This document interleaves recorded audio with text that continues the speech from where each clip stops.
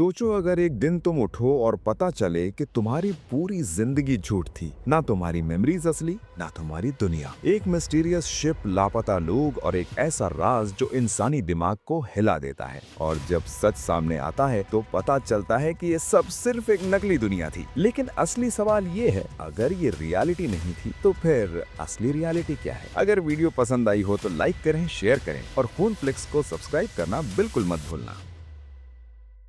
जैसे ही 1899 का पहला एपिसोड शुरू होता है, मोरा फ्रैंकलिन भागते हुए नजर आती है, बहुत डरी हुई। अचानक उसे अपने सामने एक सिलुएट दिखता है और वो उसे फादर कहकर पुकारती है। लेकिन उसी वक्त दो आदमी जो डॉक्टर्स या नर्सेज लगते हैं उसे पकड़ लेते हैं। मोरा चिल्लाती है कि उसे पता है उसने क्या देखा था और वो पागल नहीं है। मोरा को लगता है कि उसके भाई को पता चल गया था कि शिप पर असल में क्या हो रहा था, लेकिन उसे खुद वो बात याद नहीं। वो आदमी उसे कहता है कि जाग जाओ और उसी वक्त मोरा वाकई जाग जाती है। जागने के बाद मोरा के कलाइयों पर निशान होते हैं जैसे उसे पहले कभी बांध कर रखा गया हो। वो एक न्यूज़पेपर आर्टिकल चेक करती है जिसमें प्रोमेथियस के बारे में लिखा होता है कि 4 महीने गुजरने के बाद भी वो शिप अब तक मिसिंग है। उसके पास उसके भाई का एक पोस्ट कार्ड भी होता है जिसमें लिखा होता है कि उसे पता चल गया है कि उनके फादर ने क्या किया था और वो मोरा को न्यूयॉर्क में मिलने के लिए कहता है। साथ ही एक वार्निंग भी होती है, किसी पर भी भरोसा मत करो। मोरा आईने के सामने खड़ी होकर खुद से कहती है कि उसका नाम मोरा फ्रैंकलिन है और वो मूरफील्ड में पैदा हुई थी। आज की तारीख 19 अक्टूबर 1899 है। वो खुद को याद दिलाती है कि वो पागल नहीं है, फिर रूम 1011 से बाहर निकल जाती है। इंट्रो के बाद शिप के वर्कर्स प्रोमेथियस के बारे में बात कर रहे होते हैं। वो एक पोलिश वर्कर को मजबूर करते हैं कि वो ऊपर चढ़कर इक्विपमेंट ठीक करे। जब वो अकेला होता है तो वो स्टैच्यू ऑफ लिबर्टी का पोस्ट कार्ड देखने लगता है। यह आदमी ओलेक होता है। अचानक आसपास की आवाजों की वजह से उसका ध्यान भटक जाता है जब तक दूसरे वर्कर्स उसे चिल्लाकर लीवर मूव करने को नहीं कहते। दूसरी तरफ क्लेमेंस अपने हस्बैंड ल्यूसियन से मिसिंग शिप के बारे में बात कर रही होती है। वो कहती है कि 2 शिप्स का एक साथ डूब जाना बहुत कम चांस है, लेकिन क्लेमेंस को जल्द ही पता चल जाता है कि लूसियन उसकी बात बिल्कुल ध्यान से नहीं सुन रहा। इधर लेंगी पूछती है कि उन्हें इतनी सारी नाइफ्स की जरूरत क्यों है, तो युबजे उसे कहती है कि बस ऐसा प्रिटेंड करो जैसे तुम्हें पता हो तुम क्या कर रही हो। जब मोरा डाइनिंग एरिया में आकर बैठती है तो एंजल और रमीरो को बहस करते सुनती है। एंजल गुस्से में कहता है कि उसे काम होने की क्या जरूरत है जब वैसे भी कोई उसकी बात समझ ही नहीं सकता। थोड़ी देर बाद वर्जीनिया मोरा के पास आकर बैठ जाती है और कहती है कि वो उस पर एहसान कर रही है क्योंकि शिप पर लोग पहले ही उसके अकेले सफर करने की गॉसिप कर रहे हैं। जब वो मोरा से डॉक्टर होने के बारे में पूछती है तो मोरा बताती है कि उसकी रिसर्च इंसानी ब्रेन पर है। वो कहती है कि इंग्लैंड में औरतों को पढ़ने की इजाजत है लेकिन प्रैक्टिस करने की नहीं। वर्जीनिया एक और डॉक्टर की तरफ इशारा करती है, कहती है कि वो बिल्कुल बेवकूफ है। फिर वो मोरा से पूछती है कि ब्रेन में आखिर इतना इंटरेस्टिंग क्या है। मोरा जवाब देती है कि ब्रेन में यूनिवर्स के सारे राज छुपे हुए हैं। वर्जीनिया कहती है कि कुछ राज ऐसे होते हैं जिन्हें छेड़ना ही नहीं चाहिए। फिर वो कहती है कि शिप पर मौजूद ज्यादातर लोग किसी न किसी चीज से भाग रहे हैं और मोरा भी उनमें से एक है। अचानक क्रेस्टर नाम का लड़का रूम में दौड़ते हुए आता है और अपने सिस्टर के लिए डॉक्टर मांगता है। कुछ लोग उसे जबरदस्ती बाहर घसीट लेते हैं। मोरा ये देखकर जल्दी से उनके पीछे चली जाती है। बाहर जाकर वो देखती है कि कुछ आदमी क्रेस्टर को तंग कर रहे हैं और कह रहे हैं कि वो इस जगह का नहीं है। जब वो लोग चले जाते हैं तो मोरा क्रेस्टर के पास जाती है और मदद ऑफर करती है। क्रेस्टर उसे अपनी सिस्टर टोव के पास ले जाता है जो प्रेग्नेंट होती है। मोरा को पता चलता है कि वो 7 महीने की प्रेग्नेंट है और उसे लगता है कि बेबी मर चुका है। मोरा बेबी का हार्ट बीट चेक करती है और कहती है कि शायद अम्बिलिकल कॉर्ड उलझ गई है। वो बेबी को सही पोजीशन में लाने की कोशिश करती है। टोव के फादर एंकर को लगता है कि ये गलत है क्योंकि ये गॉड का बच्चा है, लेकिन फिर भी वो कुछ नहीं कर पाते। कुछ देर बाद मोरा बताती है कि बेबी बिल्कुल ठीक है। इसके बाद वो जल्दी से अपने कलाइयों को दोबारा कवर कर लेती है। इसी बीच जेरोम अंधेरे कॉरिडोर में चल रहा होता है। रूम 2101 से आवाजें आ रही होती है जहाँ लूसियन और क्लेमेंस इंटीमेट हो रहे होते हैं। जब सब खत्म होता है तो लूसियन उससे थोड़ा रूड बिहेव करता है और कहता है कि वो बिल्कुल डेड जैसी लग रही थी। जब क्लेमेंस पूछती है कि क्या ये उसकी गलती है तो लूसियन कहता है कि ड्रामा बंद करो क्योंकि ये प्रिटेंशियस लगता है। फिर वो ये भी कहता है कि शायद क्लेमेंस उससे कभी प्यार नहीं करती थी। बाद में टोव की छोटी सिस्टर मोरा का शुक्रिया अदा करती है और कहती है कि वो बड़े होकर उसकी तरह डॉक्टर बनना चाहती है। जब वो मोरा से पूछती है कि क्या उसके अपने बच्चे हैं तो मोरा बताती है कि वो कभी बच्चे पैदा नहीं कर सकती। क्रेस्टर उसे क्रॉस देने की कोशिश करता है लेकिन वो मना कर देती है। अचानक उसे फ्लैशबैक्स आने लगते हैं जिसमें उसे बंधा हुआ और एक्सपेरिमेंट्स होते हुए नजर आते हैं। घबराकर वो डेक की तरफ भाग जाती है। वहां उसकी मुलाकात कैप्टन आइक लार्सन से होती है। वो पूछता है क्या वो रास्ता भटक गई। जब मोरा को पता चलता है कि वो कैप्टन है तो आइक उससे पूछता है कि वो नीचे क्या कर रही थी। मोरा कहती है कि ये उसका पर्सनल मैटर है। इसी वक्त आइक के क्रू मेंबर्स आते हैं और बताते हैं कि उन्हें 20 मिनट से एक ही सिग्नल मिल रहा है। शायद ये सिग्नल मिसिंग शिप प्रोमेथियस से आ रहा है। जब वो कोऑर्डिनेट्स चेक करते हैं तो पता चलता है कि वो बार बार सेम लोकेशन सेंड हो रही है। आइक को ये अजीब लगता है क्योंकि समुद्री करंट के मुताबिक शिप को नॉर्थ की तरफ होना चाहिए था, साउथ नहीं। इसलिए आइक ऑर्डर देता है कि शिप का कोर्स चेंज करो ताकि वो कोऑर्डिनेट्स चेक कर सके। रात को टोव की छोटी सिस्टर उसे एक डरावनी कहानी सुनाती है कि कैसे कुछ पैसेंजर्स ने एक व्हेल को मारा था और समुद्र की रूहों ने गुस्से में उन पर तूफान भेज दिया था। सुबह जब सब जागे तो वो सिर्फ शैडोज बन चुके थे। टोव उसे डांट कर कहती है कि बकवास बंद करो।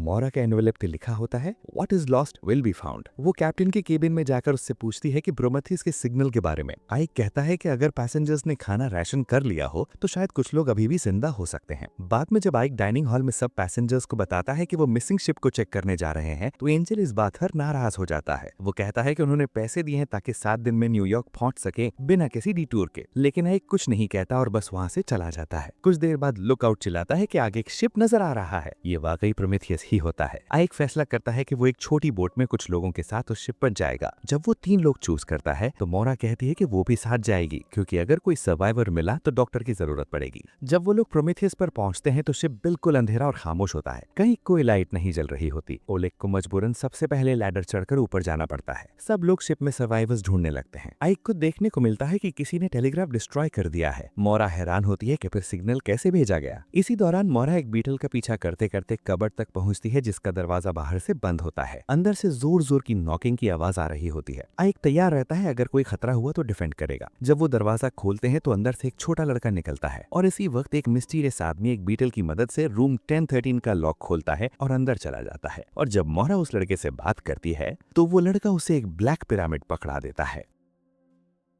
एपिसोड 2 शुरू होता है जब आइक लार्सन नींद से उठता है तो उसे दूर से किसी के गाने की आवाज सुनाई देती है। अचानक उसे एक घर नजर आता है जहां नीना लार्सन खड़ी होती है, लेकिन अगले ही लम्हे वो घर आग पकड़ लेता है और पूरा जलने लगता है। आइक जोर जोर से चिल्लाता है और फिर अचानक उसकी आंख खुल जाती है। उस वक्त सेबेस्टियन उसे डिस्टर्ब करता है और कंपनी की तरफ से आया हुआ एक नोट देता है। उस नोट में लिखा होता है कि शिप को डुबा दिया जाए। क्रू ने कंपनी से कांटेक्ट करने की कोशिश की होती है लेकिन कोई जवाब नहीं आया। सेबेस्टियन कहता है कि एक और अजीब बात है। दोनों कंट्रोल रूम में जाते हैं जहां आइक देखता है कि कंपासेस पागल की तरह घूम रहे हैं। उसका पर्सनल कंपास भी बिल्कुल वैसे ही बिहेव कर रहा होता है। अब सब सोचने लगते हैं कि प्रोमेथियस के साथ असल में हुआ क्या था और इतने लोगों में से सिर्फ वो एक छोटा लड़का ही क्यों मिला। इंट्रो के बाद मोरा फ्रैंकलिन उस ब्लैक पिरामिड को देख रही होती है जबकि वो लड़का पास ही सो रहा होता है। मोरा उसके पॉकेट में से एक रिंग निकाल कर देखती है और फिर वापस रख देती है। जैसे ही मोरा रूम से बाहर जाती है लड़का आंखें खोल देता है। नीचे डेक पर वर्कर्स ओलेग से पूछ रहे होते हैं कि उस शिप पर उन्हें क्या मिला और आखिर ऐसी कौन सी चीज थी जो 1000 से ज्यादा लोगों को मार सकती थी। एक वर्कर मजाक में कहता है कि शायद वो लड़का ही वो भेड़िया है जिसने सबको मार दिया। तभी आइक आता है और ओलेग को साथ चलने को कहता है। आइक ओलेग को बोलता है कि वो बंकर्स में जाकर चेक करे कि कितना कोल बचा है और ये बात किसी को न बताए। फिर आइक मोरा के पास जाता है और पूछता है कि क्या लड़के ने कुछ कहा है। वो जानना चाहता है कि उसे किसने बंद किया था और सिग्नल किसने भेजा। आइक पूछता है कि क्या मोरा को प्रोमेथियस पर कुछ अजीब महसूस हुआ था। इसी बीच आइक को फिर से गाने की आवाज सुनाई देती है लेकिन मोरा को कुछ भी सुनाई नहीं देता। दूसरी तरफ आइक अपने लोगों को तसल्ली दे रहा होता है कि जो भी हुआ है उसकी फिक्र ना करें, गॉड उनकी हिफाजत करेगा। वो सब मिलकर दुआ करते हैं। इधर एंजल रमीरो के पास बैठा होता है जब वो सो रहा होता है। जब मोरा अपनी रूम की तरफ लौट रही होती है तो वो देखती है कि डैनियल सोलिसिस के केबिन से बाहर आ रहा है। वो माफी मांगता है और कहता है कि उसे अंदर से आवाज आई थी इसलिए चेक कर रहा था। वो अपना इंट्रोडक्शन देता है और कहता है कि वो मोरा का नेबर है। मोरा को लगता है कि शायद वो पहले कहीं देख चुकी है लेकिन डैनियल कहता है कि वो पहले कभी नहीं मिले। मोरा वापस जाकर उस लड़के को खाना देती है लेकिन लड़का उसे लेने में इंटरेस्टेड नहीं होता। मोरा उससे पूछती है कि शिप पर क्या हुआ था लेकिन लड़का बस ब्लैक पिरामिड दोबारा उसे पकड़ा देता है। उधर क्रेस्टर और उसकी छोटी सिस्टर उस लड़के के बारे में बात कर रहे होते हैं। उसकी सिस्टर कहती है कि वो अमेरिका जाकर अपनी स्कूलिंग कंप्लीट करना चाहती है। क्रेस्टर कहता है कि शायद ये मुमकिन ना हो क्योंकि उन्हें चर्च बनाने में मदद करनी पड़ेगी, लेकिन वो कहती है कि शायद गॉड चाहता है कि वो डॉक्टर बने इसलिए उसे स्कूल फिनिश करना ही होगा। तभी एंजल क्रेस्टर के पास आता है और कहता है कि उसे ढूंढना मुश्किल था। वो अपना सिगरेट केस उसके पॉकेट में डाल देता है और कहता है कि वो उसे रख ले। कुछ सेकंड्स बाद टोवे वहां आ जाती है और एंजल वहां से चला जाता है। इधर आइक सेबेस्टियन से पूछ रहा होता है कि जो कुछ महीने पहले शिप्स बेचे गए थे तो क्या उसे कोई अजीब बात नजर आई थी। आइक को पता चलता है कि शिप पर कार्गो बहुत कम है, बिल्कुल प्रोमेथियस की तरह। केबिन्स भी पूरी तरह से भरे हुए नहीं है, मतलब कंपनी ये रूट प्रॉफिट के बिना चला रही है और अब उन्हें शिप डुबाने का ऑर्डर दिया गया है। दूसरी तरफ ल्यूशियन लिंगी से बात करता है और कहता है कि ये शिप काफी स्पूकी लग रहा है। वो जापान के बारे में बात करता है और कहता है कि कभी वहां जाना चाहता है। तभी युग जे आकर लिंगी को वहां से ले जाती है। इधर जेरोम को एक नोट मिलता है जिसमें ल्यूशन का नाम और रूम नंबर लिखा होता है। वो उसके रूम में जाकर डेस्क पर एक मेडल रख देता है। तभी क्लेमेंस रूम में आ जाती है और जेरोम को मजबूरन बेड के नीचे छुपना पड़ता है। जब क्लेमेंस मेडल को देखकर ड्रॉर में रख देती है और रूम से बाहर जाती है तो जेरोम जल्दी से निकलकर चला जाता है। रात को आइक को फिर से गाने की आवाज सुनाई देती है। वो उस आवाज का पीछा करता है और नीना को देखता है। वो उसके पीछे एक रूम में जाता है जहाँ उसकी पूरी फैमिली मौजूद होती है। नीना के बालों में वही कपड़ा लगा होता है जो आइक ने प्रोमेथियस पर देखा था। उसकी वाइफ कहती है कि वो लेट हो गया है और लड़कियां उसका इंतजार कर रही थी। नीना कहती है कि उसके नाइटमेयर्स वापस आ गए हैं, लेकिन वो ठीक हो जाएगी। जब आइक कहता है कि ये सब रियल नहीं है तो नीना पूछती है कि वो ऐसा क्यों कह रहा है। फिर अचानक नीना और उसकी फैमिली आग में जलने लगती है और आइक जमीन पर गिर जाता है। जब वो होश में आता है तो वो खुद को एक शिप केबिन में पाता है। वहाँ एक पैनल के पीछे उसे एक ट्रायंगल वाला सिंबल मिलता है। इसी दौरान मोरा लड़की की आंखों का चेकअप कर रही होती है और उसे अपने बचपन का एक वाकया सुनाती है। वो कहती है कि जब वो छोटी थी तो एक रात जंगल में खो गई थी। सुबह उसके फादर वापस आए और बताया कि वो उसे पूरी रात देखते रहे थे। उनका कहना था कि वो देखना चाहते थे कि वो असल में कैसी इंसान है। मोरा को इस बात पर बहुत गुस्सा आया था क्योंकि उसे लगा कि उसकी जिंदगी का एक ही लम्हा था जब उसे कोई नहीं देख रहा था, लेकिन वो भी झूठ निकला। मोरा को लड़के के कान के पीछे एक टैटू मिलता है। तभी लड़का उसका हाथ पकड़कर उसे अपनी उंगली होठों पर रखकर चुप रहने का इशारा करता है। इसी वक्त आइक अंदर आता है और लड़के को दीवार के साथ धक्का देकर पूछता है कि प्रोमेथियस पर क्या हुआ था। मोरा उसे बाहर ले जाकर शांत करने की कोशिश करती है। आइक कहता है कि उस शिप पर कुछ बहुत गलत है और उसने अपने बेटी की आवाज सुनी है। बाद में ओले आकर बताता है कि कोल बंकर्स आधे खाली हैं और कुछ तो लगभग बिल्कुल खाली हो चुके हैं। इसका मतलब है कि शिप के पास सिर्फ 3000 टन कोल बचा है। बाद में मोरा उस लड़के को बताती है कि वो अपने भाई को ढूंढ रही है जो 4 महीने से मिसिंग है और शायद प्रोमेथियस था। वो उसे लेटर पर बना हुआ सिंबल दिखाती है जो लड़के के टैटू जैसा होता है। तभी बाहर बेल बजती है क्योंकि कैप्टन पैसेंजर्स के सवालों का जवाब देने वाला होता है। इसी बीच एंजल और रमीरो के बीच टेंशन बढ़ जाती है और रमीरो को डर होता है कि कहीं लोगों को उनका राज ना पता चल जाए। दूसरी तरफ डैनियल अपना बीटल छोड़ता है और छोटी अदा उसका पीछा करते करते उसके पास आ जाती है। डैनियल उसे देखकर कहता है I am sorry. Dining hall में आइक सब पैसेंजर्स को बताता है कि वो शिप को वापस यूरोप ले जाएगा और प्रोमेथियस को भी साथ टो करेगा क्योंकि उनके पास इतना कोल नहीं है कि वो उसे डेस्टिनेशन तक ले जा सकें। लेकिन कुछ क्रू मेंबर्स आइक के फैसले से खुश नहीं होते। उन्हें लगता है कि कैप्टन कंपनी के ऑर्डर्स के खिलाफ जा रहा है। इसी बीच सेबेस्टियन को पता चलता है कि शिप पर अब पिरामिड टाइप मैसेजेस रिसीव हो रहे हैं। एपिसोड के एंड में एक और शॉकिंग चीज होती है। अदा की डेड बॉडी मिलती है और लास्ट सीन में कुछ कैरेक्टर्स को ऐसे स्क्रीन पर दिखाया जाता है जैसे कोई उन्हें ऑब्जर्व कर रहा हो।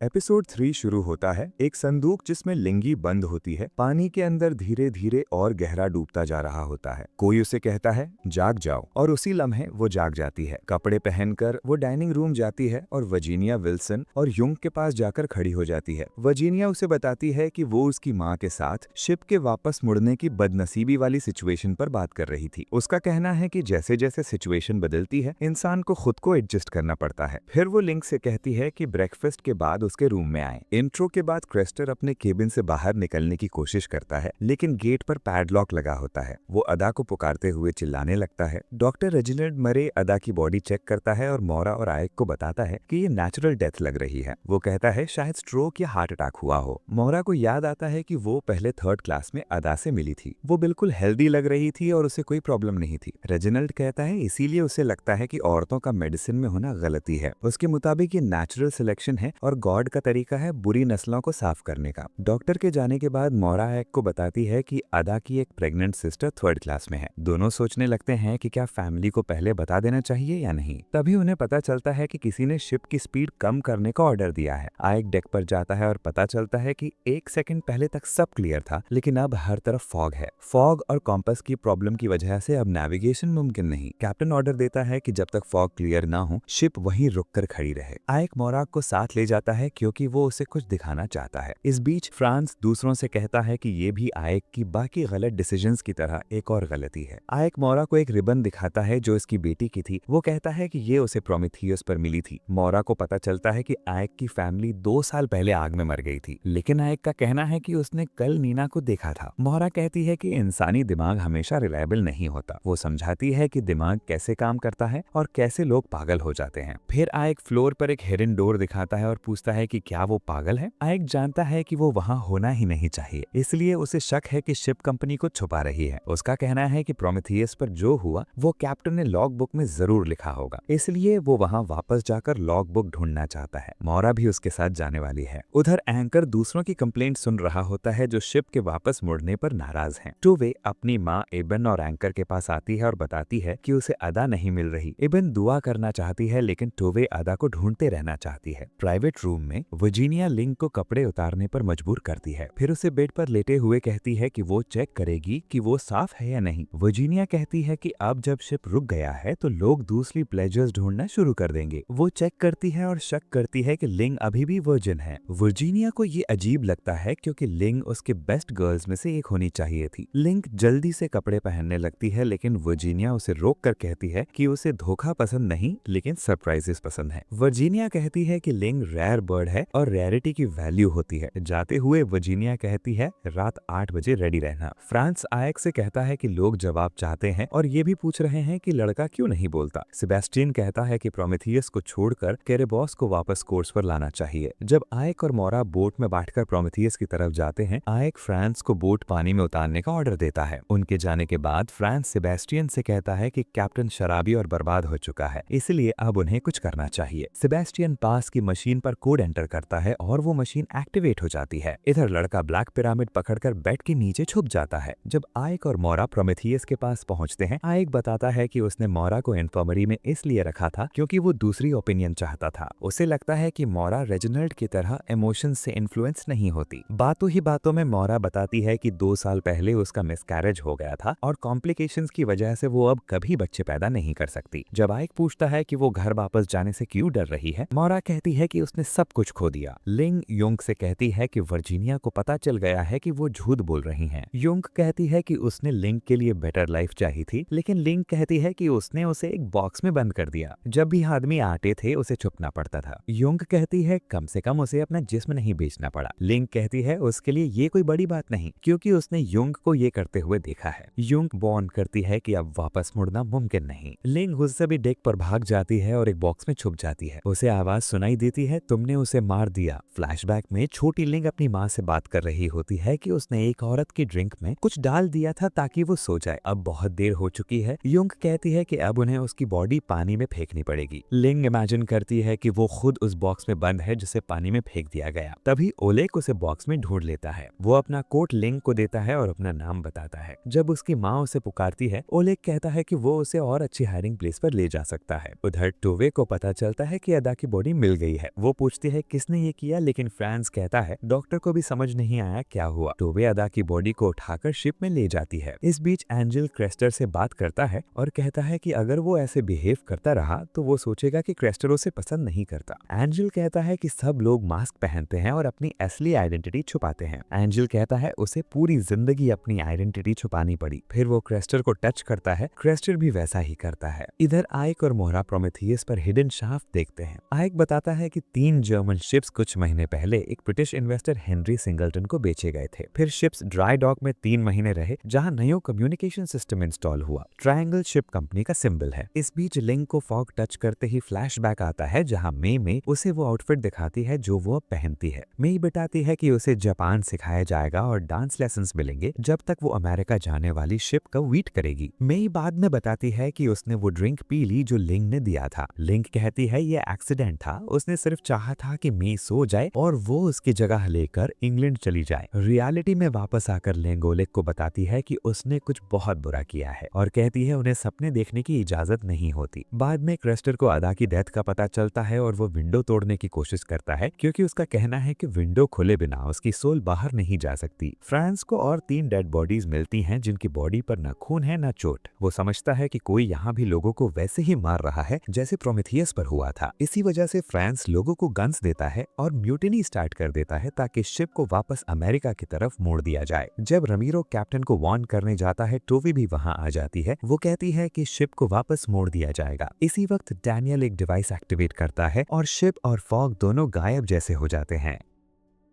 एपिसोड 4 शुरू होता है। जेरोम एक वॉर में लड़ रहा होता है। वो लूसियन की मदद करता है एक मरे हुए सोल्जर को खींचकर उनकी ट्रेंच में लाने में। जेरोम कहता है कि उसे नहीं लगता कि उन्हें ये करना चाहिए। वो डर रहा होता है कि अगर पकड़े गए तो लीजन से भागने वाले सोल्जर्स के साथ क्या होता है वो जानता है। लूसियन कहता है कि शायद उन्हें पता भी नहीं कि वो भी जिंदा है। जेरोम नोटिस करता है कि उस मरे हुए सोल्जर के पास एक मेडल है, बिल्कुल वैसा ही जैसा उसने क्लेमेंस के कैबिन में रखा था। लूसियन कहता है कि ये प्लान काम करेगा। सबसे करीबी मिलिट्री पोस्ट तक 7 दिन का सफर है। लूसियन जख्मी लेफ्टिनेंट बनेगा और जेरोम वो हीरो सोल्जर होगा जिसने उसे बचाया। फिर आर्मी उन्हें घर भेज देगी। जेरोम फिर भी कहता है कि ये ठीक नहीं है क्योंकि सप्लाई ट्रूप्स जल्दी ही आने वाले हैं। लूसियन पहले प्रिटेंड करता है कि जेरोम ठीक कह रहा है, लेकिन अचानक अपनी हैंडगन से जेरोम को मार देता है। जेरोम जब होश में आता है तो ओलेग उसे चेक कर रहा होता है और रमीरो उसे काम करने की कोशिश करता है। थोड़ी देर बाद फ्रांस आता है और जेरोम और ओलेग को अपने साथ आने को कहता है। उन्हें डेक कर ले जाया जाता है जहां उन्हें कहा जाता है कि और बॉडीज को समंदर में फेंको क्योंकि किसी को समझ नहीं आ रहा कि लोग किस वजह से मर रहे हैं। फ्रांस गन पॉइंट पर उन्हें मजबूर करता है। इधर मोरा बाहर शोर सुनती है और लड़के से कहती है कि लोग सिर्फ शिप को वापस मोड़ना चाहते हैं, वो उन्हें नुकसान नहीं पहुंचाएंगे। वो उसे कहती है कि यहीं रुकना और खुद बाहर चली जाती है। फ्रांस कंट्रोल रूम में वापस जाकर पूछता है कि क्या प्रोमीथियस मिल गया, लेकिन अभी तक नहीं मिला। किसी का कहना है कि शायद वो ही लोग गायब हो गए हैं क्योंकि कंपस अब फिर से काम कर रहा है। विल्हम कहता है कि उनका बो पहले ईस्ट की तरफ था लेकिन अब वेस्ट की तरफ है। इसका मतलब हो सकता है कि वो अपने असल लोकेशन पर नहीं है। फ्रांस कहता है इंजन दोबारा चालू करो क्योंकि उनकी डेस्टिनेशन वेस्ट ही है। उधर आइनार और कुछ लोग सेबेस्टियन से डेथ्स के बारे में जवाब मांगते हैं और कहते हैं कि शिप अमेरिका ही जाएगा। सेबेस्टियन बताता है कि जब वो प्रोमीथियस से वापस आए थे तो उन्हें शिप कंपनी का मैसेज मिला था। उसका शक है कि कंपनी चाहती थी कि शिप को डुबो दिया जाए ताकि कोई भी जिंदा ना निकले। सेबेस्टियन ये भी बताता है कि जब से लड़का उनके शिप पर आया है लोग मरना शुरू हो गए हैं। टॉप झिझकती है बताने में कि सेबेस्टियन ने क्या कहा, लेकिन क्रिस्टर सब बता देता है। इवेन कहती है कि शैतान कभी कभी ड्रेस पहनकर भी आता है और टॉप से पूछती है कि क्या अब वो उसकी बात पर यकीन करती है। वो टॉप की राइफल ले लेती है और कहती है कि शैतान को जीतने नहीं देंगे। फिर वो मर्दों को साथ लेकर निकल जाती है। इधर मोरा चुप कर शिप में घूम रही होती है जबकि आई खुद को आजाद करने की कोशिश कर रहा होता है। रमीरो उसकी मदद करता है। तभी पास से गन शॉट की आवाज आती है। जेरोम और ओलेग डेड बॉडीज को समंदर में फेंकते हुए बात करते हैं कि शायद डेड बॉडीज में ही कुछ गलत हो। जेरोम सोचता है कि शायद प्रोमीथियस के पैसेंजर्स के साथ भी यही हुआ था। जब जेरोम एक और बॉडी उठाने जाता है तो वो वही डेड सोल्जर देख लेता है जिसे उसने वॉर में देखा था और घबरा जाता है। उधर क्लेमेंस लूसियन से पूछती है कि वो कल रात कहाँ था और वाइल्ड में क्या था। लूसियन कहता है कि शायद उसे परवाह ही नहीं। क्लेमेंस याद दिलाती है कि वो उसकी बीवी है। लूसियन बताता है कि वो पोटेशियम ब्रोमाइड ले रहा है जो सिजर्स के लिए होती है। क्लेमेंस को इस बात का पता ही नहीं था। लूसियन कहता है कि अगर वो ये मेडिसिन ना ले तो पागलों की तरह जमीन पर तड़पता है, लेकिन अगर ले तो वो इरेक्शन नहीं कर सकता। डॉक्टरों के मुताबिक उसके पास ज्यादा वक्त नहीं बचा, शायद सिर्फ कुछ दिन या हफ्ते। फिर मेडल देखकर लूसियन परेशान हो जाता है और पूछता है कि ये यहाँ कैसे आया। गुस्से में वो क्लेमेंस को दीवार के साथ धक्का देता है, लेकिन फिर तुरंत माफी मांग लेता है। इस बीच मोरा को फ्रांस पकड़ कर ले आता है। मोरा कहती है कि उसे कैप्टन से बात करनी है, लेकिन फ्रांस कहता है अब कैप्टन वो नहीं रहा। दोनों बहस करते हैं और मोरा उसे कहती है कि तुम सिर्फ एक छोटा सा लड़का हो जो पावर से खेल रहा है। इधर रमीरो और आइक भागने की कोशिश कर रहे थे। अंके टॉप से कहता है कि उसने गॉड की आवाज सुनने की कोशिश की, लेकिन उसे आवाज नहीं आई जैसे टॉप की माँ को आती थी। वो सोचता है कि शायद टॉप को कोई गिफ्ट मिला हो। फिर वो कहता है कि शैतान उनसे सब कुछ छीनने की कोशिश करेगा और उन्हें ऐसा होने नहीं देना चाहिए। इबेन और उसका ग्रुप मोरा के रूम में घुसने की तैयारी करता है ताकि लड़के का सामना कर सके, लेकिन उसी वक्त मोरा वापस लाई जाती है। सेबास्टियन सबको काम होने को कहता है क्योंकि सब एक ही चीज चाहते हैं, लड़का। मोरा समझाने की कोशिश करती है कि लड़का किसी की डेथ का जिम्मेदार नहीं, लेकिन इबेन क्रिस्टर को मजबूर करती है कि वो मोरा की तलाशी ले। क्रिस्टर की निकालता है और डोर खोलता है, लेकिन लड़का और पिरामिड दोनों गायब हो चुके होते हैं। इबेन ऑर्डर देती है कि हर कैबिन सर्च करो, सब डोर्स लॉक कर दो ताकि कोई अंदर या बाहर ना जा सके। जब मोरा अपने कैबिन में बंद होती है तो उसे फ्लोर से नॉक की आवाज आती है। वो हिडन डोर ढूंढ लेती है और देखती है कि लड़का नीचे छिपा हुआ है। नीचे वर्कर्स वैम्पायर्स और वुल्व्स के बारे में बहस कर रहे थे। तभी डैनियल आता है और इक्विपमेंट के साथ छेड़छाड़ करता है और सिस्टम एक्टिवेट हो जाता है। इधर जेरोम रेलिंग पर चढ़कर भागने की कोशिश करता है। ओलेग गार्ड्स को गलत डायरेक्शन में इशारा करता है ताकि जेरोम बच जाए। गार्ड्स गोली चलाते हैं लेकिन मिस कर देते हैं। जेरोम हिप में भागते हुए अपने ट्रेंच को याद करता है। वो क्लेमेंस के रूम तक पहुंचता है और कहता है कि उसे यहाँ नहीं आना चाहिए था। जेरोम कहता है कि जब लोग किसी और की जिंदगी चुरा लेते हैं तो कभी अच्छा अंजाम नहीं होता, इसलिए वो कैप्टन को आजाद करने जा रहा है। क्लेमेंस उसकी मदद करने पर राजी हो जाती है। थोड़ी देर बाद फ्रांस को पता चलता है कि जेरोम भाग गया है। वो ओलेग पर शक करता है। तभी सेबेस्टियन आता है और कहता है कि सिचुएशन बारूद के ढेर की तरह है जो कभी भी फट सकती है। नीचे लोअर क्लास पैसेंजर्स लड़के को ढूंढ रहे होते हैं। वो एंके के कैबिन तक पहुंचते हैं। जब वर्कर्स एंके की वॉच लेने लगते हैं तो एंके क्रिस्टल से कहता है कि उन्हें रोक दो। इबेन पूछती है कि एंके को क्रिस्टल का नाम कैसे पता है। फिर वो वॉच जमीन पर गिरा देती है और कहती है कि काश अता की जगह उसे ले जाता। एंके क्रिस्टल को रोकने की कोशिश करता है, लेकिन क्रिस्टल उसका हाथ हटा देता है और उसके मुंह पे थूक देता है। इस बीच लड़का मोरा को बीटल की मदद से डोर्स खोलकर शिप के थ्रू ले जा रहा होता है। जब फ्रांस के लोग सेल तक पहुंचते हैं तो वो देखते हैं कि कैप्टन गायब हो चुका है। जेरोम, क्लेमेंस, आइक और रमीरो मिलते हैं। वो आइक की हैंडकफ्स खोल देते हैं। आइक कहता है कि वो लाइफ बोट तक जाने की कोशिश कर रहे हैं ताकि प्रोमीथियस पर जाकर टेलीग्राफ मशीन रिपेयर कर सके और हेल्प बुला सके। इसी बीच लूसियन अपने कैबिन में जाकर अपनी हैंडगन चेक करता है। कुछ देर बाद फ्रांस और उसके लोग लाइफ बोट के पास पहुंचते हैं और कहते हैं रास्ता छोड़ो। क्रिस्टर कहता है कि उन्हें सिर्फ लड़का चाहिए और कुछ नहीं। लड़का खुद उनके साथ जाने पर राजी हो जाता है। जेरोम हैमर उठाने की कोशिश करता है लेकिन उसे गोली लग जाती है। जेरोम को फ्लैशबैक में दिखाई देता है कि वो ट्रेंच में सेल में बंद है और लूसियन उसके सामने खड़ा है। लूसियन कहता है कि वो फ्रांस वापस जाकर कहानी बदल देगा और कहेगा कि जेरोम डिजर्टर था। रियलिटी में जेरोम होश में आता है, अपनी बाजू की गोली की चोट चेक करता है और हैमर उठा लेता है। उधर टॉफ देखती है कि लड़का फ्रांस के साथ जा रहा है। उसे डर है कि क्रिस्टर पागल हो गया है और अपनी माँ की मोहब्बत के लिए उस लड़के को कुर्बान कर देगा। फिर जेरोम 2 गार्ड्स पर हमला कर देता है और प्रिजनर्स को आजाद कर देता है। हर तरफ लड़ाई शुरू हो जाती है। इसी कियोस में इवन लड़के को पकड़कर रेलिंग के पास ले लाती है और उसे समंदर में फेंक देती है। डैनियल दौड़कर मोरा के पास आता है और कहता है कि उन्हें यहाँ से निकलना होगा। इधर लूसियन क्लेमेंस को जेरोम से अलग करने के लिए गन निकाल लेता है और उसे वापस कैबिन में ले जाता है। बाद में ओलेग्स जेरोम की बाजू बैंडेज करता है और कहता है वो लकी था। मोरा हैरान है कि उन्होंने लड़की को मार दिया और उसने रेजिस्ट भी नहीं किया। तभी आइक मोरा को साइड में ले जाकर कहता है कि अब सच बताओ। वो प्रोमीथियस की पैसेंजर लिस्ट दिखाता है जिसमें मोरा का नाम लिखा होता है। मोरा कहती है ये मुमकिन ही नहीं। तभी पास का कैबिनेट चमकने लगता है, दरवाजा खुलता है और लड़का उसके अंदर से बाहर आ जाता है।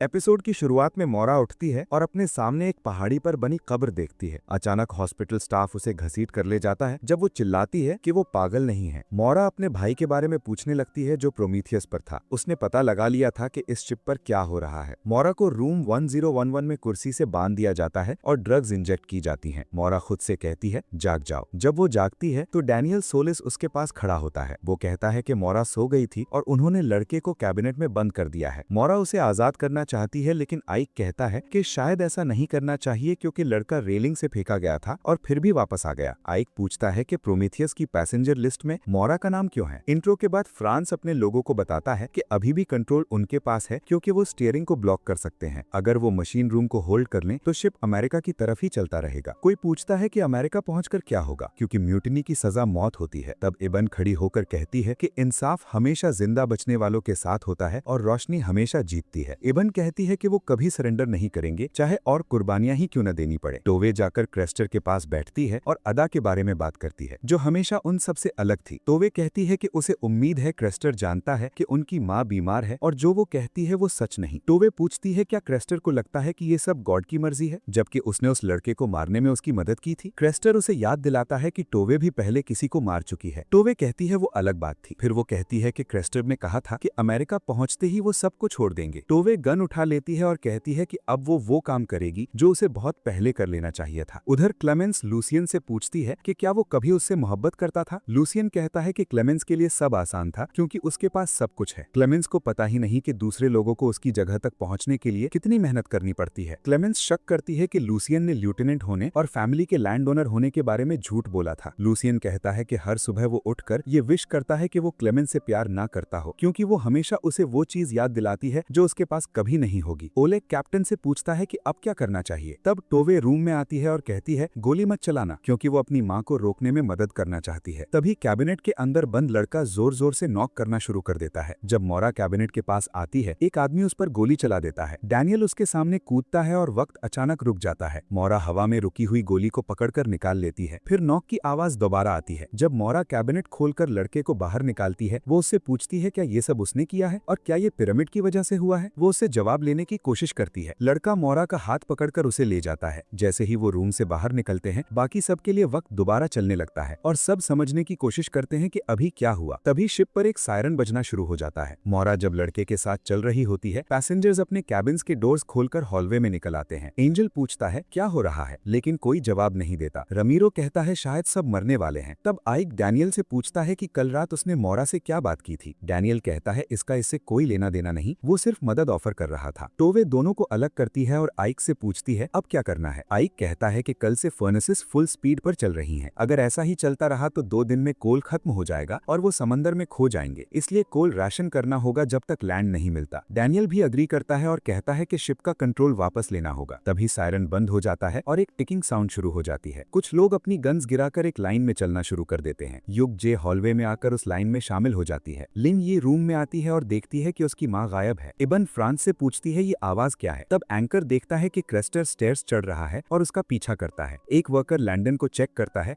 लेकिन वो अजीब हालत में होता है। लैंडन अपनी गार्लिक नेकलेस उतारकर चल पड़ता है। इबन कहती है शैतान उन्हें बुला रहा है। फ्रांस यूजीन को रोकने की कोशिश करता है लेकिन फिर भी वो चलता रहता है। लिंग देखती है कि उसकी माँ रेलिंग पर चढ़कर समंदर में कूद जाती है। एंकर क्रेस्टर को रोकने की कोशिश करता है लेकिन वो भी पानी में कूद जाता है। क्लेमेंस और लूसियन विंडो से देखकर समझते हैं क्या हो रहा है। इधर मौरा लड़के को एक कैबिन में ले जाती है और समझने की कोशिश करती है कि बाहर क्या हो रहा है। लड़का पेपर पर लिखता है दे आर लिसनिंग। फिर वो मौरा के कान में कहता है कि वो सब कुछ नहीं बता सकता और उसे क्रिएटर से पूछना होगा। इसी वक्त सेबेस्टियन फिर से कोड एंटर करता है। बाद में दोनों ग्रुप्स मिलते हैं और वेपन्स तभी नीचे रखते हैं जब एंकर बताता है कि लोग समंदर में कूद रहे हैं। फिर इबन और टोवे को पता चलता है कि क्रेस्टर भी कूद चुका है। लड़का एक शाफ्ट में उतर जाता है और मौरा से कहता है डरो मत। वो बीटल जमीन पर रखकर उसका पीछा करता है। मौरा भी शाफ्ट में उतर जाती है। शाफ्ट के एंड पर निकलकर मौरा फिर वही पहाड़ी और कब्र देख लेती है। दूर एक बिल्डिंग भी नजर आती है। उधर डैनियल रूम 1011 में आता है और देखता है कि शाफ्ट खुला हुआ है। वो डिवाइस यूज करके पाथवे खोलता है और अंदर चला जाता है। वहां डैनियल लड़के से कहता है कि उसे ये नहीं करना चाहिए था क्योंकि अब वो जानता है कि वो यहाँ है। लड़का कहता है कि वो पहले कभी इतने आगे नहीं पहुंचे मगर इस बार शायद काम कर जाए। डैनियल कहता है लड़का यहीं रुके क्योंकि उसे शिप को डूबने से रोकना है। इस दौरान और लोग समंदर में कूदते जा रहे होते हैं। बाद में मौरा बिल्डिंग में जाकर रूम 1011 के पास पहुंचती है। रूम के बीच मेडिकल चेयर रखी होती है। वहाँ उसका फादर उसके सामने आता है और पूछता है वो चीज कहाँ है। मौरा कहती है ये सब रियल नहीं है और पूछती है वो यहाँ कैसे आई। जब वो नीडल देखती है वो सियरान के बारे में पूछती है। उसका फादर कहता है वो सही सवाल नहीं पूछ रही। फिर 2 आदमी मौरा को चेयर से बांध देते हैं और इंजेक्शन दे देते हैं। मौरा फिर से शिप पर अपने बेड में जागती है और अपनी रिस्ट्स पर निशान देखती है। बाद में मौरा आइक को सब सच बताती है। वो कहती है कि उसका असल नाम मौरा फ्रैंकलिन नहीं है। वो मौरा सिंगल्टन पैदा हुई थी और हैरी सिंगल्टन उसका फादर है। मौरा को लगता है कि ये सब एक एक्सपेरिमेंट है क्योंकि उसका फादर ह्यूमन बिहेवियर और ब्रेन स्टडी करने में ऑब्सेस्ड था। शायद शिप पर पैसेंजर्स को स्टडी किया जा रहा है। मौरा बताती है कि उसके भाई ने 4 महीने पहले उसे कांटेक्ट किया था और साउथहैम्पटन डॉक पर मिलने को कहा था लेकिन वो कभी नहीं आया। उसे बाद में पता चला कि प्रोमीथियस उसी डॉक से 1 दिन पहले निकला था और 4 महीने से गायब है, बिल्कुल उसके भाई की तरह। बाद में मौरा और आइक एक शाफ्ट से गुजरते हैं और एक घर देखते हैं जहाँ से नीना की आवाज आ रही होती है। आइक कहता है ये उसका घर है। शिप पर सेबेस्टियन कंट्रोल रूम में जाकर विल्हेम को बेहोश कर देता है। बाद में शिप पर आवाज बंद हो जाती है और सब लोग समझ जाते हैं कि क्रेस्टर मर चुका है। सब सर्वाइवर्स एक जगह जमा हो जाते हैं। सेबेस्टियन एक मैसेज लाता है जो आइक को देखना चाहिए। मौरा पूछती है वो सेम मैसेज बार बार क्यों भेज रहे हैं। तब डैनियल कहता है शायद वो प्रोमीथियस के बारे में नहीं कह रहे। इसी वक्त हेनरी को बताया जाता है कि प्रोजेक्ट कैरबरॉस से अलर्ट आया है। वो कहता है कि उसके पास ज्यादा वक्त नहीं है और लड़के को उसके पास लाना होगा। जब हेनरी विंडो से बाहर देखता है दूर एक पिरामिड हवा में तैरता हुआ नजर आता है।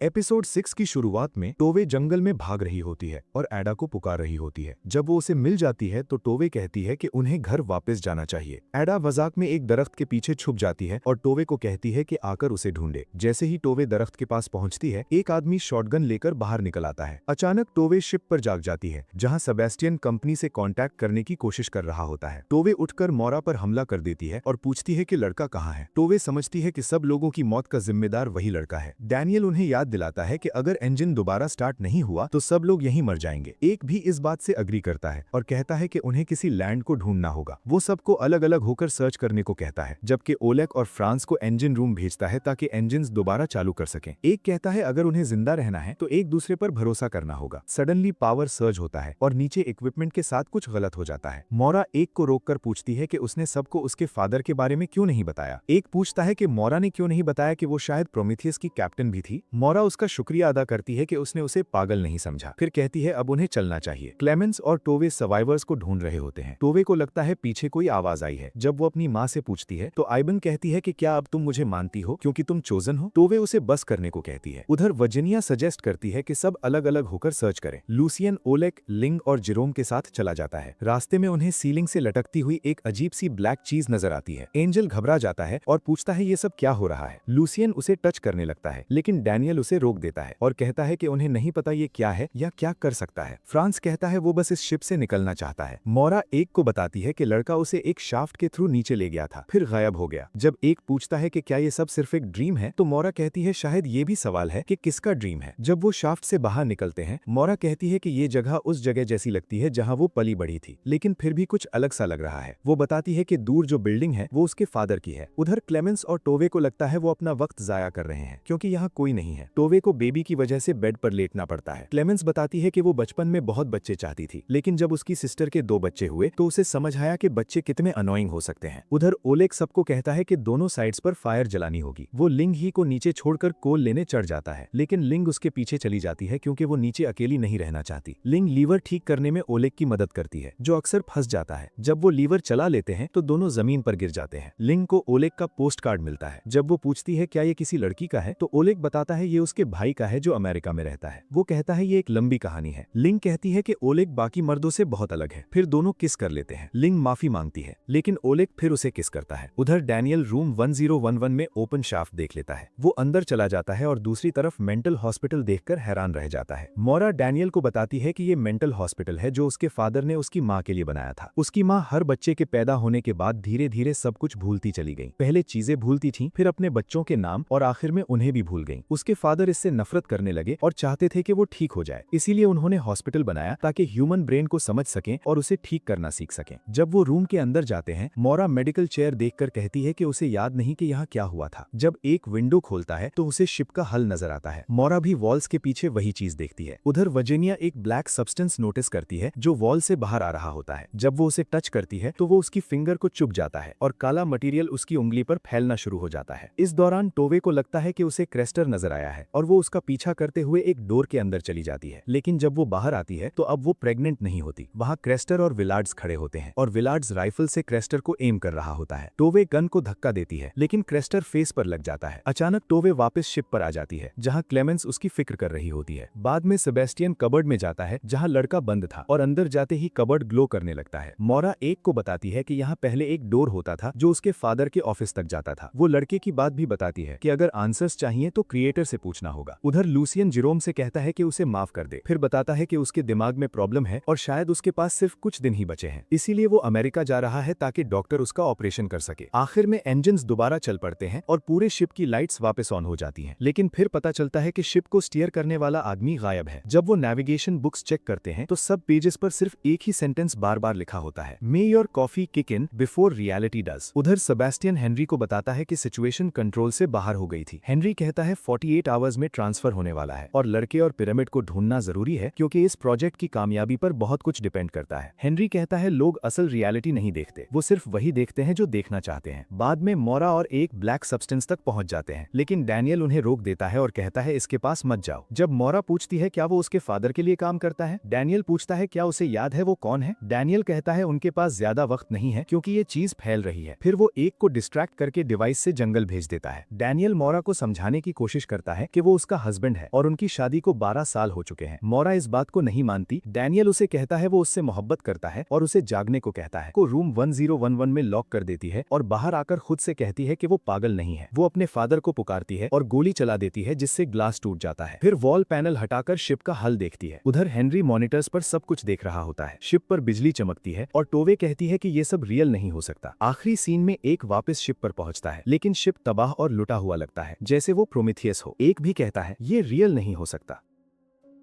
एपिसोड 7 की शुरुआत मोरा डैनियल के साथ होती है। डैनियल उसे कहता है कि कभी मत भूलना कि वो उससे प्यार करता है, जबकि मोरा चाहती है कि ये लम्हा हमेशा के लिए रहे। डैनियल याद दिलाता है कि ये सब उसकी यादों में है और उसने कहा था कि एक इंसान की पूरी रियलिटी वहाँ ही है। फिर मोरा उठती है क्योंकि उसे भूख लगी है। डैनियल फिर से कहता है कि कभी मत भूलना। जब वो रूम से बाहर निकलती है, डैनियल को सिस्टम का शटडाउन इनिशिएट होता सुनाई देता है। वो बाहर जाता है और मोरा का आउटफिट जमीन पर और उसके वालिद का बिल्डिंग डोर पर देखता है। जब वो मेंटल हॉस्पिटल में जागता है, वो दरवाजे पर जोर से दस्तक देता है और मोरा को बुलाता है। वो चीखता है कि शटडाउन शुरू हो चुका है और उनके पास ज्यादा वक्त नहीं है, वरना सब दोबारा मर जाएंगे। डैनियल उससे डिवाइस देने की गुजारिश करता है, लेकिन मोरा उल्टा रुख कर चलती है। इंट्रो के बाद मोरा शिप पर वापस चढ़ती है और और देखती है कि तूफान है। जमीन पर वो केट चोपन की किताब दी अवेकनिंग देखती है। वो डेक पर जाती है और अपनी नेकलेस उतार देती है। टॉवे चिंता करती है कि शिप उलट सकता है। क्लेमेंस कहती है कि इंजन रूम वालों को वार्न करो। वर्जीनिया बीमार लगती है और कहती है कि उन्हें कैप्टन और मोरा को ढूंढना है। वो मोरा और दूसरों को ढूंढने जाते हैं जबकि वर्जीनिया पीछे रहती है। वो अपने हाथ को देखती है और रंग बदलते हुए देखती है। डैनियल कुछ करने का फैसला करता है। वो मेटल पैनल हटाकर वायस के ऊपर चढ़ता है। मोरा सेबेस्टियन से मिलती है जो कैप्टन या बॉय को नहीं देखा। थोड़ी बातचीत के बाद वो ब्रिज में जाती है और वर्जीनिया से बात करती है जो चाहती थी कि मोरा बताएं कि उसके हाथ में क्या हो रहा है। वर्जीनिया जब डर के मारे कहती है कि वो मर जाएगी, मोरा कहती है कि ऐसा नहीं होगा और एनकरेज करती है कि उसे सिर्फ बुरा सपना समझो। मोरा भाग जाती है और सोचती है कि शायद आयक अपनी मेमोरी में वापस हो। सेबेस्टियन एक हिडन डिवाइस ढूंढता है जो शिप और लोगों का ब्लूप्रिंट दिखाता है। वो उसे यूज करता है बॉय को लोकेट करने के लिए। मोरा आयक की मेमोरी में जाती है और उसके घर में एंटर करती है। सारा लार्सन आती है और पूछती है कि वो क्या चाहती है। सिस्टम ग्लिच होता है और सारा बार बार पूछती है कि क्या वो लॉस्ट है और ठीक है। मोरा घर से भाग जाती है जबकि डैनियल एक अलग दुनिया में एंटर करता है। वो जमीन पर क्रॉस देखता है और उसके आगे वेल में चढ़ता है। हेनरी मॉनिटर पर उसे देखता है। रमीरो और एंकर गॉड के बारे में आर्ग्यू करते हैं जबकि जमीन पर और क्रॉसेस हैं। लाइफ जैकेट्स के बावजूद एंकर कहता है कि वो फ्रीज हो जाएंगे ड्राउनिंग के बजाय। मोरा शिप पर वापस आती है और आयक के रूम में जाती है। डैनियल एक और दुनिया में जाता है और ओलेग का पोस्टकार्ड और खून का ट्रेल देखता है। वो एक और शाफ्ट में चढ़ता है। लूशियन का हाथ फिर से शेक करता है जबकि टॉवे और दूसरे आते हैं। वो ओलेग को हेम संभालने और स्टॉर्म में नेविगेट करने के लिए कहते हैं। इंजन चलाए रखना और बल्क हेड्स क्लोज करना भी होगा। टॉवे मदद करने के लिए अग्री करती है। लिंग ये कहती है कि वो जहां भी ओलेग जाए वो भी जाएगी। मोरा डिवाइस देखती है और पॉकेट में वापस रखती है। फिर रूम 1013 में एंटर करती है। जब वो बेड मूव करती है, शाफ्ट डोर पर अपनी पिक्चर देखती है। शाफ्ट में क्लाइंब करते ही वो उस घर में पहुंचती है जहां पहले डैनियल के साथ थी। पुरानी यादें याद आती हैं, इंक्लूडिंग डैनियल के साथ स्लीपिंग। मोरा अपनी और डैनियल और बॉय की पिक्चर देखती है। डैनियल ग्रेव साइड तक पहुंचता है, उसे अनकवर करता है और लैडर से अंदर चढ़ता है। वो बॉय से माफी मांगता है और कहता है कि वो जल्द आ गया। डैनियल कहता है कि वो लोग शटडाउन कर रहे हैं, लेकिन वो सही था जब बोला कि अब तक कभी इतनी दूर नहीं पहुंचे। मॉम याद नहीं रखती, लेकिन डैनियल सोचता है कि वो उसे बाहर निकाल सकते हैं और लूप खत्म कर सकते हैं। बॉय एलियट कहता है कि कोड ढूंढना है और मोरा को पता होना चाहिए। डैनियल को डिवाइस ढूंढना है ताकि वो उसे स्टॉप कर सके। एलियट उसे रिंग देता है और कहता है कि मोरा इस बार जाग जाएगी। सेबेस्टियन लोकेट करता है कि बॉय कहाँ छिपा है और मैसेज भेजता है डिवाइस से। ओलेग और लिंग ब्रिज तक पहुंचते हैं और शिप स्टीयर करते हैं। डैनियल शिप पर वापस आता है और मोरा ढूंढता है। वो उसकी पिक्चर और शाफ्ट देखता है जहां से वो एंटर हुई। वो हाउस में एंटर करता है, मोरा के साथ बैठता है और माफी मांगता है कि उसे इस तरीके से जानना पड़ा। बॉय का नाम एलियट है और वो उनका बेटा है। मोरा सोचती है कि ये मुमकिन नहीं है, लेकिन डैनियल कहता है कि ये फॉल्स मेमोरी है। डैनियल कहता है कि वो सब यहाँ ट्रैप्ड हैं। वो याद दिलाता है कि मोरा ने क्या कहा था कि हम कभी नहीं जानते कि ब्रेन के स्टिमुलाई रियलिटी से है या कंस्ट्रक्ट से है। डैनियल समझाता है कि ये रियल नहीं, सिर्फ सिमुलेशन है। वो उसे याद करने और जागने के लिए कहता है, वरना कॉन्शियसनेस हमेशा के लिए यहाँ फंस जाएगी। सायरन बजती है और डैनियल कहता है कि हमें उसे वहाँ से निकालना होगा। ओलेग और लिंग शिप अफ्लोट रखते हैं। हेनरी देखता है कि वर्जीनिया जमीन पर गिरती है और अपना लेटर पकड़ती है। सेबेस्टियन कंफर्म करता है कि बॉय कहाँ छिपा है। जब सेबेस्टियन बॉय के पास जाता है, डैनियल और मोरा शिप पर वापस आते हैं। डैनियल कहता है कि वो लोग सिमुलेशन शटडाउन कर रहे हैं और सिर्फ ओवरराइड कोड से ही बाहर निकल सकते हैं। मोरा को याद करना होगा कि कोड शिप पर कहाँ है। कोड स्विच या की हो सकता है। मोरा अपनी नेकलेस में की फाइंड करती है जो एनवेलप के साथ मिली थी। डैनियल कहता है कि इस बार वो जाग जाएगी। डैनियल फाइंड करता है डिवाइस जो सेबेस्टियन ने पहले यूज किया और मोरा का डिवाइस कनेक्ट करता है। वो कहता है कि सब फिर से स्टार्ट होगा जब फ्लश करेंगे। ये रन आर्काइव में जाएगा, लेकिन अलग होगा क्योंकि वो एंकर करेगा। हर सिमुलेशन 8 दिन चलती है। किसी शिप ने अपनी डेस्टिनेशन नहीं देखा। डैनियल कहता है कि हमें एलियट तक पहुंचना होगा। लिंग अपनी माँ को बुलाती है। वो बाहर दौड़ती है और ओलेग फॉलो करता है। जब वेव्स उसे गिराते हैं, ओलेग मदद करता है और कहता है कि आज वो नहीं मरेगी। ओलेग खुद भी ओवरबोर्ड गिर जाता है। फ्रांस और टॉवे स्ट्रगल करते हैं डोर बंद करने के लिए, जबकि एंकर इबिन से कहता है कि उन्हें जाना होगा। इबिन कहती है कि ये गॉड का फैसला है, वो नहीं जाएगी। फ्रांस टॉवे से कहता है कि दूर रहो और खुद सैक्रिफाइस करता है। एंकर इबिन के साथ रहना चाहता है और दोनों डूब जाते हैं। सेबेस्टियन एलियट और पिरामिड हेनरी के पास ले जाता है। वो कहता है कि वो हमेशा मरते हैं क्योंकि अपने इमोशन से छुटकारा नहीं पाते। हेनरी कहता है कि ये ह्यूमन नेचर का फ्लॉ है। डैनियल शाफ्ट डोर मिसिंग पाता है और नहीं जानता कि कहाँ है। हेनरी इंटरकॉम से कहता है कि इस बार दूरी तक पहुंच गए, लेकिन फिर भी फेल हो गए।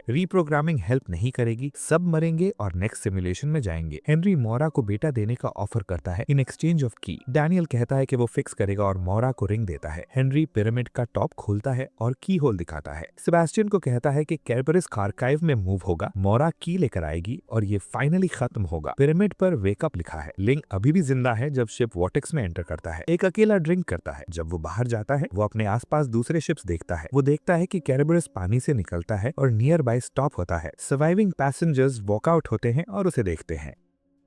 जैसे ही फाइनल एपिसोड शुरू होता है, एलियट अपनी माँ मोरा फ्रैंकलिन के पास भागकर आता है और उसे वो बीटल दिखाता है जो उसने पकड़ा होता है। वो चाहता है कि बीटल को अपने केस में रख ले, लेकिन मोरा कहती है कि शायद वो खुद भी किसी ऐसी जेल में बंद होना पसंद ना करे। वो मानता है कि फिर वो उसे बढ़ता हुआ नहीं देख पाएगी। एक दिन वो बड़ा आदमी बन जाएगा और उसे भी जाने देना होगा। एलियट मजबूरी में बीटल को आजाद कर देता है और अपनी माँ से कहता है कि वो हमेशा उनके साथ ही रहेगा। प्रेजेंट में एलियट खुद को एक अंधेरी दुनिया में पाता है और अपनी माँ को पुकारने लगता है। मोरा उसे उठने के लिए कहती है। जब वो उठता है तो हेनरी सिंगलटन कहता है कि शायद उसके फादर ने उसे उसके बारे में सब कुछ बता दिया होगा, लेकिन शायद असल वजह नहीं बताई कि वो यहाँ क्यों है। हेनरी उसे पैसेंजर्स की लाइव वीडियो दिखाता है और कहता है कि वो सब इस सफर पर इसीलिए आए क्योंकि वो अपना पास्ट भूलना चाहते थे। अब वो सब यहाँ फंस चुके हैं। हेनरी कहता है कि एलियट की माँ ने सबको बेवकूफ बनाया है, लेकिन वही एक शख्स है जो सबको यहाँ से निकाल सकती है। अगर एलियट इतना बहादुर है तो हेनरी उसे सच दिखा सकता है। इंट्रो के बाद आइक लार्सन वापस शिप पर चढ़कर मोरा और बाकी पैसेंजर्स के पास आता है। वो पूछता है कि वो कौन है और प्रोमीथियस पर वापस कैसे आया। आइक हैरान हो जाता है जब मोरा बताती है कि डैनियल उसका हस्बैंड है और लड़का उसका बेटा है। मोरा सच बताती है कि उसका फादर शिप कंपनी का ओनर है और शायद उसी ने सबकी मेमोरीज मिटा दी हैं। वो कहती है कि इस दुनिया में कुछ रूल्स हैं जो टूट नहीं सकते, लेकिन फिर भी यहाँ कोई चीज लॉजिक के मुताबिक नहीं चलती। मोरा सबको बताती है कि ये सब रियल नहीं है, सिर्फ एक मैजिक ट्रिक है, लेकिन वर्जीनिया को ये बात बिल्कुल बेकार लगती है। मोरा उससे पूछती है कि क्या उसे याद है कि वो शिप पर कैसे चढ़ी थी। वर्जीनिया को लगता है कि उसे याद है, लेकिन फिर वो खुद ही अपनी बात पर शक करने लगती है। मोरा को पहले लगता था कि ये सब सिर्फ उसके बारे में है, लेकिन अब उसे यकीन नहीं। वो अपना लेटर दिखाती है और कहती है कि ये सब के बारे में है। जब बाकी लोग भी अपने लेटर्स निकालते हैं, मोरा कहती है कि सब यहाँ किसी वजह से है। आइक पूछता है कि क्या डैनियल उसके फादर के लिए काम कर रहा है और क्या उसी की वजह से वो सब यहाँ है। मोरा का कहना है कि डैनियल उन सबको यहाँ से निकालने की कोशिश कर रहा है। डैनियल उस वक्त इक्विपमेंट पर काम कर रहा होता है और दुआ कर रहा होता है कि वो चल जाए। हेनरी एलियट को बताता है कि ह्यूमन ब्रेन बहुत कॉम्प्लेक्स होता है। लोग उन चीजों को भूलने की कोशिश करते हैं जो वो याद रखना नहीं चाहते, लेकिन उन्हें पूरी तरह डिलीट नहीं कर सकते क्योंकि वो उनकी पर्सनैलिटी का हिस्सा होती हैं। हेनरी कहता है कि अब एलियट को सब याद करने का वक्त आ गया है। दूर मेंटल हॉस्पिटल नजर आता है और हेनरी कहता है कि उसका सच उन दीवारों के पीछे छुपा है। एलियट को कहा जाता है कि डरने की कोई जरूरत नहीं क्योंकि ये सब रियल नहीं। वर्जीनिया अगला कदम लेने से इनकार कर देती है जब तक मोरा उन्हें सब कुछ ना बता दे। मोरा कहती है कि उसे कैरेबोरस पर उठने से पहले सिर्फ इतना याद है कि उसे अपने दरवाजे के सामने एक एनवलप मिला था। उसका ख्याल है कि वो उसके ब्रदर ने भेजा था और उसमें एक की थी। मोरा को यकीन है कि जो भी वो की खोलेंगी उससे उन्हें सच याद आ जाएगा और वो सब यहाँ से निकल जाएंगे। लिंग ये कहती है कि उसकी माँ सही कह रही थी कि उन्हें कभी शिप पर नहीं आना चाहिए था। अब जब सब मर चुके हैं वो यहाँ नहीं रहना चाहती। वर्जीनिया भी कहती है कि उन्हें लाइफ बोट्स यूज करके शिप छोड़ देना चाहिए। मोरा फिर से कहती है कि ये सब रियल नहीं, सिर्फ उनके दिमाग में हो रहा है, लेकिन वर्जीनिया उसकी बात नहीं मानता। वर्जीनिया और लिंग शिप छोड़ने की तैयारी करती हैं और बाकी लोगों को भी बुलाती हैं। आखिर सब उनके साथ चले जाते हैं, लेकिन आइक मोरा के साथ रुक जाता है क्योंकि उसे लगता है कि वो उसकी बात पर यकीन करता है। वो एक कैबिन चेक करते हैं और देखते हैं कि शाफ्ट गायब है। जब वो वुड पैनल्स हटाते हैं तो उन्हें मेटल मिलता है। मोरा अपनी रिंग देखती है और फिर दूसरे रूम में जाकर शाफ्ट में चढ़ जाती है। वहाँ वो डैनियल की मेमोरी में पहुंच जाते हैं जहाँ डैनियल की वाइफ और बेटे की तस्वीरें लगी होती हैं। मोरा इकरार करती है कि उसे इनमें से कुछ भी याद नहीं। आइक पूछता है कि क्या डैनियल की मेमोरी भी एक इल्यूजन हो सकती है। फिर वो एलियट की बात करते हैं जो क्रिएटर के बारे में कह रहा था और सोचते हैं कि शायद वो मोरा का फादर हो। मोरा कहती है कि ब्रेन में मेमोरीज मुख्तलिफ जगहों पर स्टोर होती है, लेकिन न्यूरल पाथवेज के जरिए कनेक्टेड रहती है। शायद ये भी ब्रेन की तरह एक सिस्टम है जहाँ सब एरियाज एक दूसरे से जुड़े हुए हैं। जब वो वॉल पैनल हटाते हैं तो उन्हें केबल्स और एक फ्लैशलाइट मिलती है। डैनियल इक्विपमेंट चला देता है और सीलिंग से एक और पीस नीचे आता है। वो केबल से हैंडहेल्ड डिवाइस कनेक्ट करके काम जारी रखता है। दूसरी तरफ वर्जीनिया, रमीरो और बाकी लोग ब्लैक सब्सटेंस में फंस जाते हैं। वो भागने लगते हैं और इस दौरान रमीरो रमीरो और लिंग ग्रुप से अलग हो जाते हैं। हेनरी एलियट को बताता है कि सिमुलेशन में मेमोरीज डिलीट हो सकती हैं, लेकिन बॉडी फिर भी वो सब याद रखती है जो उस रूम में हुआ था। हेनरी एलियट को चेयर पर बिठाकर कहता है कि अब वो उसे सच दिखाएगा। एलियट को इंजेक्शन दिया जाता है। एलियट को वो सीन याद आता है जब डैनियल मोरा से कह रहा होता है कि वो एलियट को मरने से नहीं रोक सकती। एलियट उनसे बात करने की कोशिश करता है, लेकिन कोई उसे सुन नहीं पाता। मोरा एलियट को कहती है कि डरना मत, तुम ये सब भूल जाओगे। वो कहती है कि यही तरीका है कि वो सब एक साथ रह सकते हैं। फिर वो उसे इंजेक्शन लगा देती है। वापस आने पर हेनरी एलियट को बताता है कि वो इस सिमुलेशन में फंसा हुआ है ताकि उसकी माँ उसे जिंदा रख सके। एलियट इस बात को नहीं मानता और कहता है कि हेनरी ने ये सब उसके दिमाग में डाला है। मोरा और आइक टोबी की मेमोरी में पहुंचते हैं जहां उन्हें एडा की डॉल मिलती है। हेनरी एलियट को बताता है कि ये सब एक डॉल हाउस की तरह है जो एलियट के लिए बनाया गया है। हेनरी उसे पिरामिड में छुपा हुआ की होल दिखाता है। डैनियल सिस्टम को हैक कर रहा होता है और कुछ डोर्स गायब हो जाते हैं। ब्लैक सब्सटेंस बाकी पैसेंजर्स का पीछा करता है। डैनियल नई डोर्स बना देता है जिससे वो लोग दूसरी मेमोरीज में भाग जाते हैं। सेबेस्टियन हेनरी को बताता है कि डैनियल मेन फ्रेम को हैक कर रहा है और सिमुलेशन का स्ट्रक्चर बदल रहा है। हेनरी को डर होता है कि अगर मोरा को की दिए बिना उसे जगा दिया गया तो वो सब हमेशा के लिए यहाँ फंस जाएंगे। आखिर में सिस्टम सिमुलेशन डिलीट कर देता है। मोरा आंखें खोलती है और अपने आसपास ग्रेव्स देखकर हैरान हो जाती है। वो एलियट के रूम में जाती है जहां डैनियल उसके पास आता है और कहता है कि प्लान काम करके आओ। डैनियल बताता है कि ये पहली सिमुलेशन थी जो उन दोनों ने बनाई थी। उसने सिस्टम रीप्रोग्राम किया था ताकि सिरिंज मोरा को वापस पुरानी मेमोरी में ना भेजे बल्कि यहाँ ले आए। उसने पिरामिड्स भी चेंज कर दिए थे ताकि जो पिरामिड हेनरी के पास है वो बेकार हो जाए। अब असली एग्जिट कोड मोरा की वेडिंग रिंग में है। डैनियल बताता है कि जब वो यहाँ से निकली थी उस वक्त उसका ब्रदर पूरे प्रोग्राम का कंट्रोल ले चुका है और अब सब कुछ वही चला रहा है। मोरा को अब यहाँ से निकलना होगा और उसे रोकना होगा वरना सब कुछ खत्म हो जाएगा। मोरा अपनी वेडिंग रिंग यूज करती है और तुरंत जाग जाती है। बाकी पैसेंजर्स अब भी अपने पॉड्स में बंद होते हैं। जब वो बाहर देखती है तो पता चलता है कि वो स्पेस में है। स्क्रीन पर लिखा होता है कि प्रोजेक्ट प्रोमीथियस में 1423 पैसेंजर्स और 550 क्रू मेंबर्स हैं। डेट 19 अक्टूबर 2099 होती है। उसे एक मैसेज मिलता है जिसमें लिखा होता है मे your coffee kick in before reality does और उसका ब्रदर उसे वेलकम करता है रियलिटी में।